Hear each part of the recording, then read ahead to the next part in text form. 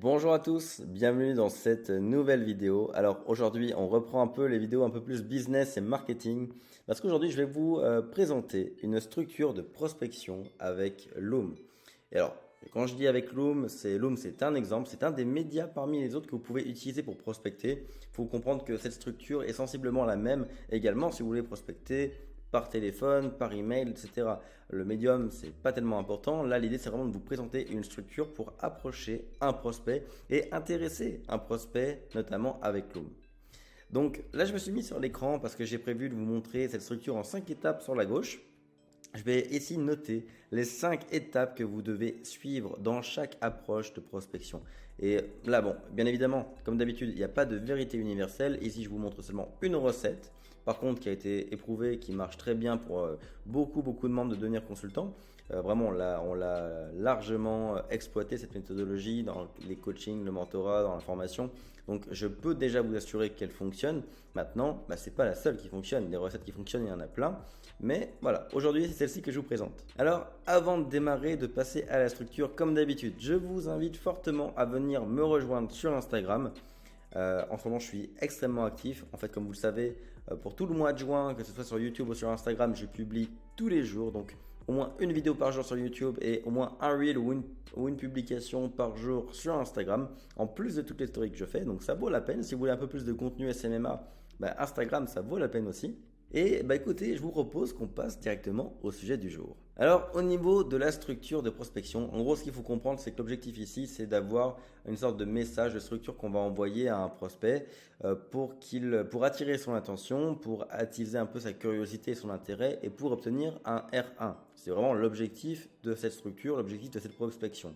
Donc typiquement que ce soit une boîte que vous ne connaissez pas ou que ce soit une boîte où vous avez, je sais pas moi, c'est quelqu'un de votre réseau éloigné, vous pouvez vouloir attirer son attention avec un Loom, je vous inviterai à utiliser ce genre de méthodologie. Alors, généralement, ce qu'on utilise le plus souvent comme méthodologie pour faire un Loom auprès d'une PME, c'est d'amener à lui un problème qu'il a, c'est de repérer un défaut qu'il a sur son écosystème web et de lui montrer et de lui expliquer qu'on est en mesure de réparer ce problème.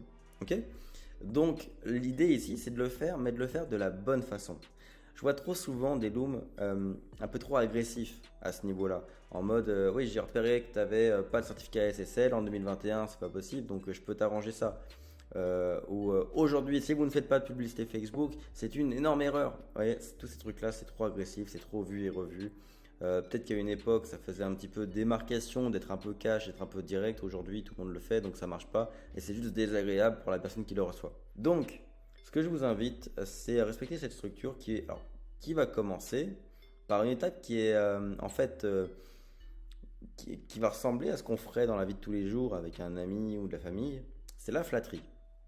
Parce que si vous voulez amener un défaut à quelqu'un, parler à quelqu'un d'un défaut, de quelque chose que vous avez repéré qu'il fait mal ou qu'il n'a pas, il faut le faire dans un enrobage de flatterie. C'est ce qu'on ferait en temps normal. Par exemple, vous avez un pote qui a des chaussures que vous aimez pas du tout. Vous n'allez pas lui dire, écoute, tes chaussures elles sont moches.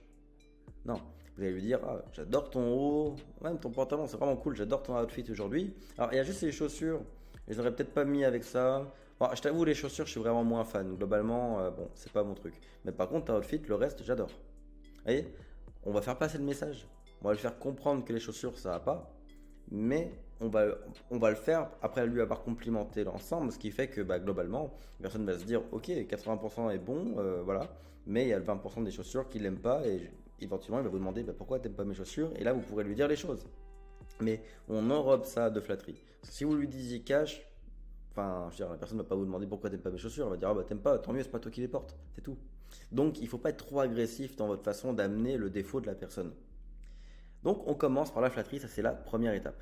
L'idée, c'est dans le cadre du web, c'est vraiment de dire, par exemple, si vous repérez un site web qui n'a pas de certificat SSL, ça peut être bonjour, j'ai vu que vous aviez un site web, il est très beau, vous l'avez bien construit, les informations sont super pertinentes. Alors, par contre, voilà, vous voyez, j'amène d'abord ce qui est positif avant d'amener ce qui est négatif. Et encore là, négatif n'est pas le mot, parce que justement, on va éviter tout mot négatif. Déjà, le par contre, il est moyen. On va éviter tout mot qui aurait une connotation négative. On va plutôt parler d'axes d'amélioration. Donc j'ai vu que vous aviez un beau site web, super bien construit avec du contenu pertinent. Ceci dit, moi je travaille dans le web et je peux pas m'empêcher d'y voir un axe d'amélioration que j'aimerais vous partager aujourd'hui. Vous voyez, on amène un axe d'amélioration. Ça veut dire que peu importe, le site web est peut-être déjà excellent, mais on peut toujours l'améliorer. Donc ici, on n'a pas de connotation négative. Ça, c'est important aussi. On va amener un axe d'amélioration. Cet axe d'amélioration, on est d'accord, c'est globalement un défaut, hein, mais ce qu'il faut, c'est faire comprendre au prospect en quoi cet axe d'amélioration est une problématique pour lui. Trop souvent, je vois des consultants partir du principe que le prospect va comprendre par lui-même en quoi cet axe d'amélioration est un problème. Par exemple, le fameux certificat SSL pour un site web. Bah, si vous dites juste à quelqu'un, écoute, j'ai vu que tu n'avais pas de certificat SSL, bah, malheureusement, bon, il va peut-être comprendre que, ok, il lui manque quelque chose, mais il ne va pas le traduire en un manque ou un problème concret pour lui. Donc vous devez l'aider à en prendre conscience. Et vous devez surtout l'aider, vous devez activer le levier le plus efficace du monde, vraiment, c'est le levier le plus efficace en termes de persuasion, c'est que vous devez activer le levier de l'opportunité manquée. Vous devez lui faire comprendre pourquoi il manque une opportunité. Pour le certificat SSL, par exemple, c'est voilà, un axe d'amélioration. J'ai repéré que vous n'aviez pas de certificat SSL. Il faut savoir qu'aujourd'hui, il y a peut-être un navigateur sur deux qui refuse d'ouvrir un site web s'il n'est pas sécurisé, ce qui veut dire que potentiellement, si vous avez 200 visites par jour sur votre site web, donc 200 clients potentiels, il y en a peut-être la moitié qui n'arrivent pas à ouvrir votre site web. Vous voyez, on passe de juste, tu n'as pas de certificat SSL, à tu perds la moitié de tes clients. Donc là, le prospect va identifier l'opportunité qu'il manque à cause de cette absence de certificat. Là, ça devient concret pour lui. Et là, il va commencer à y mettre de l'intérêt. Donc vous devez démontrer l'opportunité manquée. Un axe d'amélioration est égal à une opportunité manquée. C'est comme ça qu'on attise l'intérêt, la curiosité d'un prospect. Et on arrive à la quatrième étape, c'est d'amener la solution. Parce que bien évidemment, là, on met le prospect dans une situation désagréable. On met en avant le fait qu'il manque une opportunité, ce qui est la sensation, comme je vous disais, une des sensations les plus puissantes pour un humain, de manquer une opportunité. Regardez les gens qui ont manqué une opportunité au quotidien, qui auraient pu faire ça et qui l'ont manqué, ou qui auraient, je sais pas, quelqu'un qui a vendu ses bitcoins juste avant que ça augmente. Oui, c'est des sensations ultra désagréables. Donc là, on l'a mis dans une situation désagréable, le prospect. Donc, on doit venir se positionner comme la solution à ce problème. J'ai repéré qu'il vous manquait un certificat SSL. Voici en quoi c'est une opportunité manquée. Heureusement, ça se règle très bien tout ça. Vous pouvez dès demain régler le problème. Faut savoir que ça se passe au niveau de votre hébergement. Moi, en quelques heures, je peux mettre en place ce certificat et faire en sorte que votre site web soit sécurisé et donc accepté par tous les navigateurs internet. Comme ça, vous manquerez plus jamais un visiteur. Et on amène une solution. Donc, on amène une solution concrète. Et je vais vous donner un autre exemple pour illustrer cette structure, qui est par exemple Google Ads. Je vois beaucoup de consultants qui tentent l'approche Google Ads en mode vous n'êtes pas sur Google Ads et votre concurrent achète votre mot-clé. Ok. Bon, bah là, ce que je ferais plutôt avec ce genre de cas, moi, ce que je ferais, c'est. Alors, j'ai vu que vous aviez une belle présence en ligne, vous aviez une page Facebook, un site web, c'est génial. Maintenant, est-ce que vous saviez, c'est un axe d'amélioration que je vous propose, est-ce que vous saviez que aujourd'hui, vous pouvez vous positionner sur Google, ce qui fait que les gens qui vous recherchent peuvent vous trouver sur Google. Et je vous dirais même qu'aujourd'hui, là où vous manquez quelque chose, c'est que vos concurrents, ils sont sur Google. Ça veut dire que même les clients qui vous cherchent vous directement, qui tapent votre nom dans Google, tombent sur vos concurrents. Donc vous imaginez que si vous avez 300 personnes par mois qui cherchent votre nom dans Google et que dans la plupart des cas, ils tombent, par exemple dans la moitié des cas, ils vont tomber en premier sur le site de votre concurrent, potentiellement vous perdez pas mal de clients. Et heureusement, on peut régler ça très rapidement. En quelques heures, on peut mettre en place des campagnes de façon à vous aussi vous positionner sur Google sur les mots-clés qui vous intéressent et même sur les noms de vos concurrents. Comme ça, vous récupérez votre positionnement et aussi le trafic que vos concurrents vous auraient volé en temps normal. Et vous amenez le truc comme ça, ce qui fait qu'au final, le prospect il comprend son problème, son opportunité manquée et la solution. Et là, on arrive à générer un intérêt de la part du prospect. Et il ne nous reste plus qu'une étape pour transformer ça en R1. Et là, ça va paraître bizarre, mais croyez-moi, c'est une étape qui est souvent oubliée. c'est l'appel à l'action. J'ai eu plusieurs fois ce cas-là, mais j'ai eu le cas dernièrement d'un consultant qui m'a écrit, qui m'a envoyé son loom et qui m'a dit je comprends pas, il a l'air de plaire, les gens l'ouvrent, les gens le regardent, mais j'ai pas de contrat avec ça. Les gens ils m'écrivent même pour me dire merci, mais j'ai pas de contrat. Et moi je regarde le loom, je trouve vachement bien fait, il est très bien, il respecte globalement la même structure que je vous montre là, et il génère un intérêt, même moi je serais prospect, je serais intéressé. Et puis à la fin où la personne propose la solution, en mode, si je reprenais l'exemple du certificat SSL, c'était en mode, bah voilà, vous pouvez régler ça dans votre hébergement en achetant un certificat SSL. Sur ce, je vous souhaite une bonne journée. Voilà, ça se termine là. Mais en fait, je me suis rendu compte, mais en fait, le Loom est parfait. Mais le Loom, il amène une information. Si on enlève l'appel à l'action de cette structure, ça devient une information. Ça devient un service que vous rendez à votre prospect. Si vous allez voir un prospect que vous lui dites salut, j'ai vu ton site web, il te manque un certificat, mais t'inquiète pas, ça peut se régler en quelques heures, il suffit d'acheter un certificat SSL sur ton hébergement pour que ton site web soit sécurisé. Ben, le mec en face qui reçoit ça, à part vous dire merci, il peut pas vous dire grand chose d'autre. Dans 1% des cas, il va peut-être se dire oh bah si tu me le conseilles, peut-être que tu peux le faire, donc est-ce que tu peux le faire pour moi? Dans 1% des cas. Mais dans 99% des cas, ils vont vous dire bah merci pour l'information, je vais le faire. Et ça se trouve, ils vont aller sur Google, taper agence de marketing numérique ou comment installer un certificat SSL, vous voyez? Donc vous devez finir votre approche par un appel à l'action clair, un appel à l'action qui dit je t'ai donné tout ça parce que je suis le mieux placé pour régler ton problème. Donc on termine sur quelque chose de simple mais d'efficace. Donc comme je vous l'ai dit, il n'y a aucun problème, ça se règle en quelques heures. Ce que je peux vous proposer, c'est de me répondre soit par email, soit à mon numéro de téléphone. Là, vous donnez votre numéro, vous donnez votre email, vos coordonnées. Et on pourrait prendre rendez-vous, ça peut être début de semaine prochaine. On se prend 2-3 heures, je règle tout ça.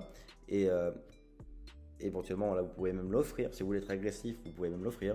Je vous règle tout ça gratuitement. Je prends 1 heure ou 2, je vous règle tout ça. Et puis, on pourra en profiter pour parler des autres éventuels axes d'amélioration que vous pourriez avoir. Voyez, donc, si vous voulez, vous pouvez offrir cette petite solution gratuite. Et pour générer un R1, une sorte de reconnaissance, vous positionner comme un expert pour aller chercher de plus gros contrats. Moi, c'est comme ça que j'ai eu mes 2 premiers. J'ai répondu à des questions sur des groupes Facebook et des forums. Les entreprises, derrière, je les ai contactées. J'aurais dit, bah voilà, si je vous ai répondu, c'est parce que vous n'avez probablement pas d'accompagnateur. Moi, je me propose de voir en quoi je peux vous être utile en dehors de ces 2 questions que vous m'avez posées. Vous voyez, donc ça peut aussi être une stratégie. Ou alors, vous y allez cash, appel à l'action en mode, je peux régler ça si vous voulez. Parlons-nous de vive voix lundi matin. Moi, j'ai des disponibilités.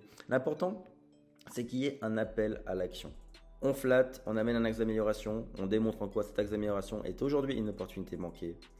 On amène une solution, on règle le problème qu'on vient de faire découvrir au prospect et on fait un appel à l'action pour que le prospect sache ce qu'il a à faire pour arriver à sa solution.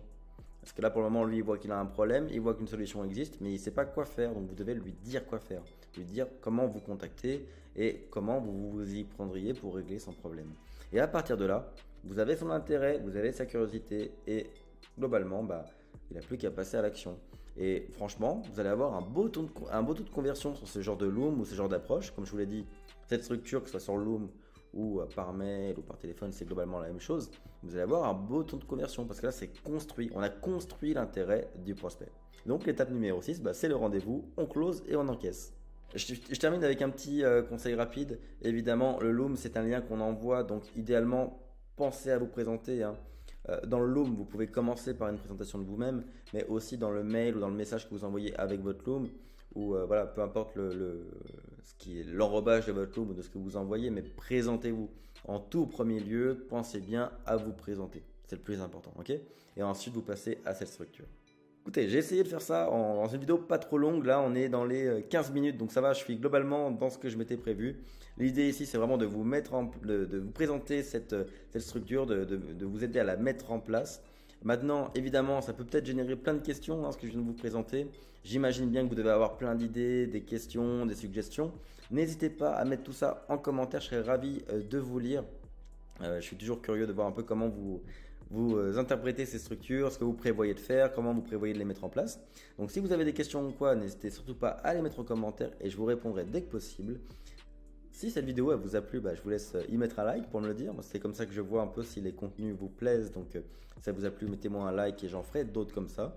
Au mois de juin, c'est bien, j'ai le temps d'en faire pas mal, des vidéos à 1 par jour. Donc Justement, si vous avez d'autres idées, d'autres questions, des sujets que vous voulez que je traite en vidéo, dites-le moi en commentaire. Des questions par rapport à ça, pareil.